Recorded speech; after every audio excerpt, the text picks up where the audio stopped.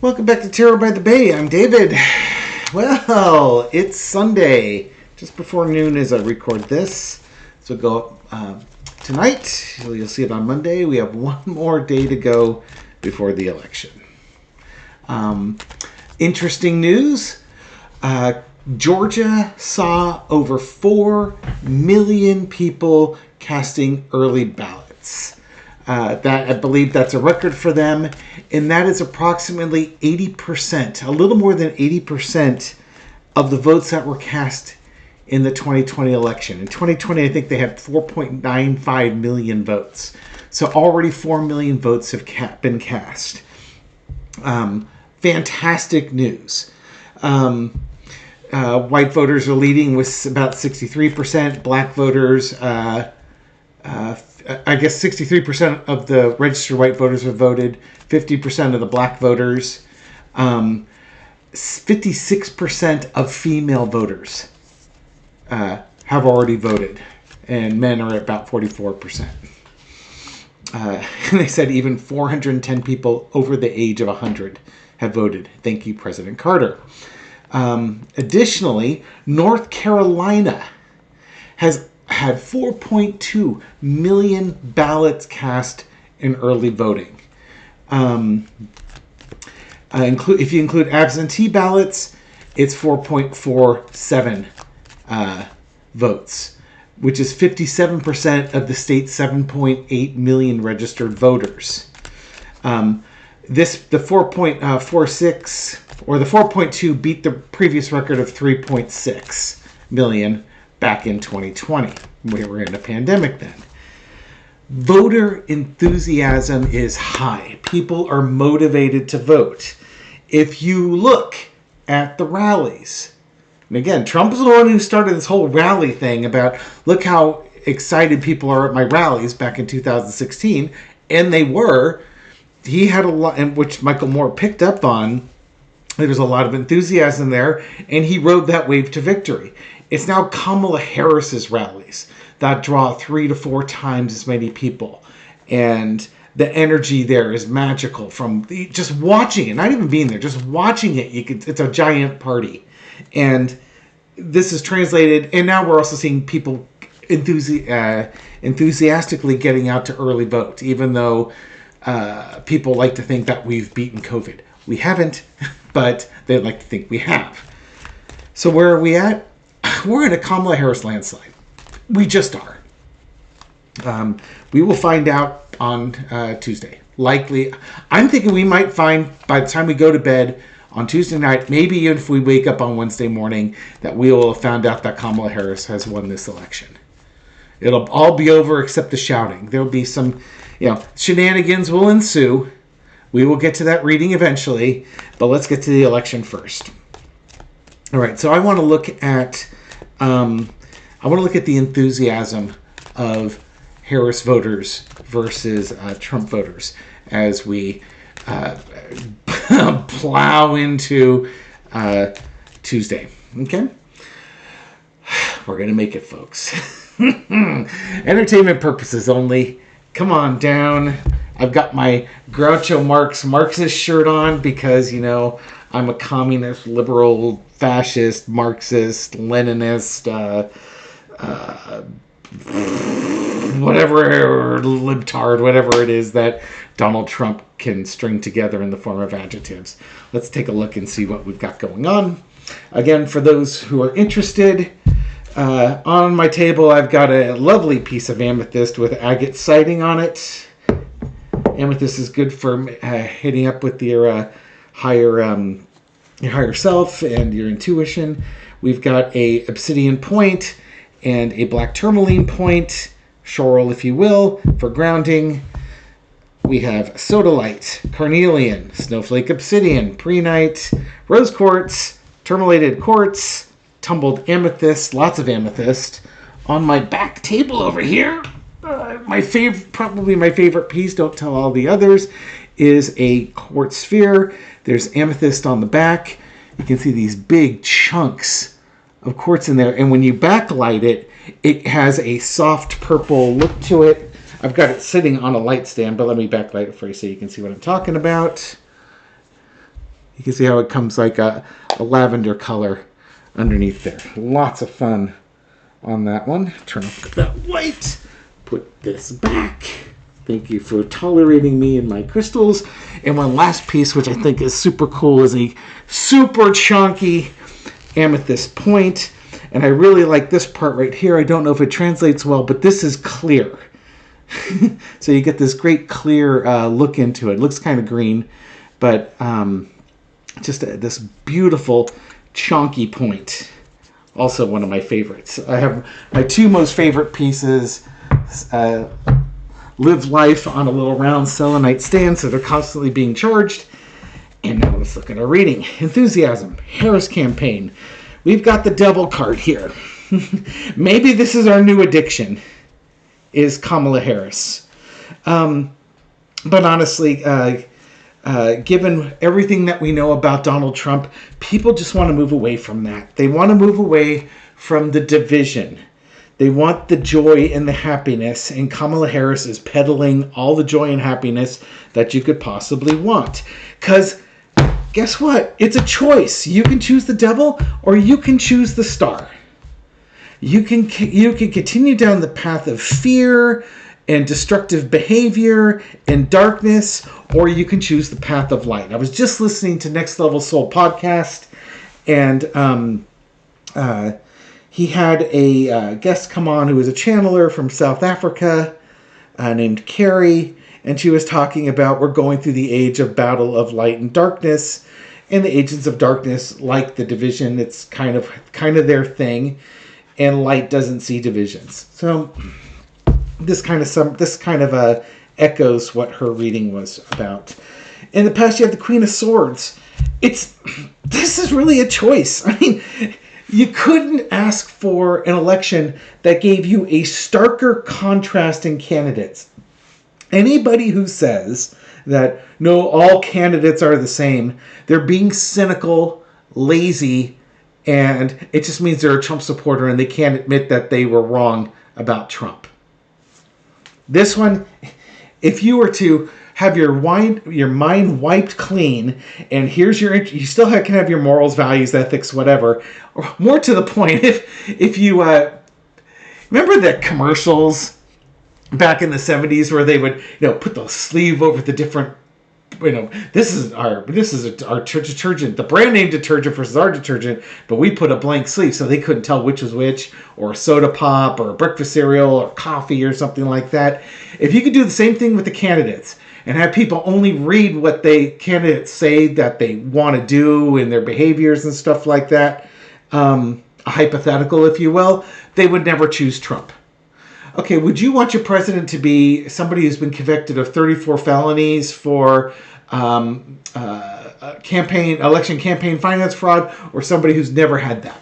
Would you prefer somebody who's convicted of sexual assault, rape, versus somebody who was a DA that prosecuted people like that? You go back and forth, back and forth, back and forth. The choice would be obvious, but the minute you pull off the sleeves, and then the cult of personality comes in, I can only vote for a Republican because reasons. Queen of Swords. During your life review, you're going to have to explain yourself. Current energy is the Queen of Wands. Childless cat ladies. Don't fuck with women. Don't. Just don't. Dude. Tell me how that's working out for you, Donald. You might be able to bully your wives around because you got lots of money, but generally speaking, that was a bad idea. The childless cat ladies are here. Kamala Harris is absolutely crushing it. This is the type of person you want leading the way forward. Overarching energy is the Knight of Pentacles. And she's offering things to the American people. As opposed to, I swear to God, this government is like, ask yourself what you can do for your country. Ask yourself how you can make life easier for the corrupt party. And this government wants to make your life easier as opposed to the other way around. I'm just going to hit you with a quick segue again. I do all sorts of quick segues, so this is not unusual. As a white male who was raised as a Christian, who has money in the family and is straight, and everything in this world is in my favor, I would not want Donald Trump's America. Why? Because imagine if I qualified in the top 0.1% or something like that. I don't, but imagine if I did. And I get all this stuff for myself. All these tax breaks, so I have even more money. Go ahead and tariff everything because, I buy as much as anybody else, so I save a bunch of money that way. When poor people get desperate, they stop stealing from other poor people in their neighborhood. And then they're going to start coming after my stuff. And I don't want that to happen. So it is much better off that we spread that wealth around so that people don't feel desperate. They have hope. They have the chance of a future, that they work for it and, play their cards right, make wise decisions, that they can advance and have a comfortable life. Because ultimately what we all want is comfort in our life. It's not that we don't want the struggles or we want to live a struggle-free world. You got to have some struggles. But wouldn't it be nice, you've got the basics covered. You live you have shelter in a safe area with enough to eat, clean water to drink. You're warm on cold weather. You're comfortable in warm weather. You can be around like-minded people, so you're comfortable with your village that's around you. That's all we really want. You can have luxuries and things that express your personality and such, like a Groucho Marx shirt, for instance. But that's generally what people want. People that are out of balance want more, but it does no good to hoard, because if you hoard, eventually people are going to come to take your hoard. The lesson to be learned is Five of Cups, disappointment. People are not happy with the current state of the United States. We're so divided. And I think part of it is, from the Kamala Harris enthusiasm, they look at the Trump supporters and they just cannot understand, why are you such victims? Why are you such pearl-clutching victims? Don't you want to not be that? And then they look at us and think that we're quote-unquote woke. And you don't believe the teachings of Jesus or something along those lines. And the sad part is, Jesus was the most woke person in the world. It's just mind-boggling. It is just mind-boggling. In the end of the day, a lot of folks in MAGA are just really miserable, unhappy, cruel people that want their pain inflicted upon others because they're not happy. And they've drunk deep from the Kool-Aid from somebody who says, I can do that for you. And maybe one day they'll pull out of it. Maybe one day they will, they'll get enough help from the government that they can actually have hope for a future. Bring back the manufacturing jobs their communities lost. Give them the education that they can get a decent paying job so that they can have comfortable shelter to live in. Food on the table so they don't go hungry. They can be warm on cold nights. They can be surrounded by like-minded people and they have hope for a future. They can have some comforts. The outcome is the Hanged Man. I think Kamala Harris, she's going to change the mind of a lot of people. She absolutely is. Because she's a different politician than what we've had before. And give her 4 years, and I think you're going to find her to be an incredibly popular president of the United States. Will she do things that the conservatives don't like? Oh, absolutely. But there's going to be some things about her that they will like. The no-nonsense part, the hold people accountable part, the prosecute criminals part. They're going to like that. Now, there's going to be things that folks on the left do not like about Kamala Harris, because there is going to be that very tough mom love of right and wrong, black and white, that type of thing. And she will not be as progressive as people want her to be. She just, she's going to be who she is. But in the end of the day, she's going to... Biden righted the ship. The ship was listing left and right. He's got the ship stabilized. Kamala Harris is going to be the one that points it in the right direction and really drives it forward. I will probably get 8 years of Kamala, assuming that she wins this election and wants to run for re-election and wins the re-election. Okay. But that's the general gist of the enthusiasm in here. Let's take a look at... North Carolina, Kamala Harris. You're going to pull North Carolina. There's that reaching out. I think she's going to pull North Carolina because she's going to have bipartisan support. There's going to be a ridiculous number of Republicans that are voting for her, or at least not voting for Trump. Yeah, it's going to be the end of the conservatism.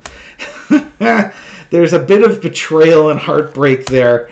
And I'll explain that in a second. Yeah, look at these two cards. They're for the same from the last reading. People are tired of Trump and Trumpism. They want a future, something that gives them hope. And the thing is, it's that betrayal and that disappointment, and that's not the voters. That they could be, they feel betrayed by Trump, but MAGA is going to feel like these guys betrayed. They're going to call these guys rhinos. But the rhinos, if you will, are the ones that want to bring an end to MAGA, and they want to bring back a kind of bipartisanship that's like an idealized version of bipartisanship. We'll give Kamala a chance. Because Trump is not... It's like you have an election of two people. Or one person. You can choose Kamala Harris or not vote. Or lose your democracy. That's kind of it. You're choosing democracy versus non-democracy. I think I put something up on the community page. There was a TikTok about a gay scientist doing a little sketch about what he was going to have for breakfast. This box of rice flakes versus a whole gallon of bleach. And it's like, there really isn't a choice here. And the caption over the TikTok was, undecided voters in 2024. A day in the life of undecided voters. There's no choice. There really is no choice. There's a pretty good choice and a god-awful, horrible, terrible choice. There's going to be a disappointing amount of people who choose the god-awful, terrible choice, but that's who they are these days. Driven by fear, driven by anger, driven by hatred. All these ugly, low-energy emotions. Georgia has high voter turnout. Let's take a look at Georgia. How are things looking in Georgia? You're going to be supporting Kamala in Georgia. There's your hangman. The other part, they're going to give her a shot too. Unexpected, there's some people saying, Georgia may go for Trump. No, they're not. I don't think so. We got the moon card, death, victory, 3 of Wands. Georgia should go handily to Kamala Harris. I do wonder if there's going to be some recounts and some challenges in Georgia. It's funny. Trump was calling, when he was president, he needed Brad Raffensperger to find him 10,800 votes, which was one more than he needed. Now he's going to need like 110,800 votes. Will there be shenanigans? Maybe. Will they challenge the election and want to recount? Maybe. But you know what? It's just not going to be close enough. Kamala Harris knows she's won Georgia. It's just a matter of them going through the motions of legal challenges, things along those lines. But she's won it. She ends up getting Georgia, in my opinion. I could be wrong. But she's going to end up getting Georgia by enough votes, and it's going to be true for a lot of swing states, by enough votes that the legal challenges are absolutely ridiculous and have no basis. It's one thing where maybe 10,000 votes, there'd be a pretty freaking huge conspiracy to suppress 10,000 votes, 11,000 votes. Cyber ninjas went all through the Arizona ballots, and they only found a few. They only found a few ballots, and it actually gave Biden more votes than Trump back in 2020. Georgia, I believe, got audited like 2 or 3 times, and it didn't change the numbers.